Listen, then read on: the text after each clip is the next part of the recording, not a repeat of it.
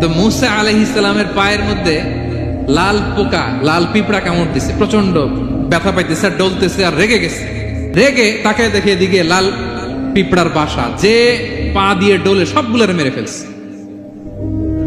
তো ঘটনাটা ছিল মুসা আলাইহিস সালাম আল্লাহকে জিজ্ঞেস করছিলেন, এই ঘটনাটা আল্লাহ কেন ঘটাইছে, আল্লাহকে জিজ্ঞেস করছিলেন, আল্লাহ আযাব যখন কোন এলাকায় পাঠান তখন তো শুধু জালিমরাই মরে না, ভালো লোকগুলাও তো মারা যায়, তো এই আযাবে ভালো লোকগুলা কেন মরে? আল্লাহ উত্তর দেয় না, এই ঘটনা ঘটাই দিচ্ছে। পিঁপড়া যখন কামড় দিছে রেগে সবগুলো মেরে ফেলছে। আল্লাহ বলে, মুসা কামড় দিছিল কয়টা? কয় আল্লাহ একটা। তো ওগুলোর মারলা কেন? অ্যাকশনে যখন যায় এত কিছু দেখে অ্যাকশন নেওয়া যায় না।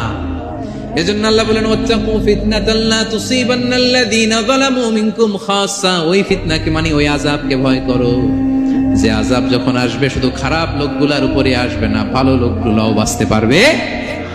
কারণ ভালো মানুষরা আশেপাশের লোকদেরকে ভালো বানায় নাই কেন? একা নামাজ পড়েছো কেন? নামাজের দাওয়াত দাও নাই কেন?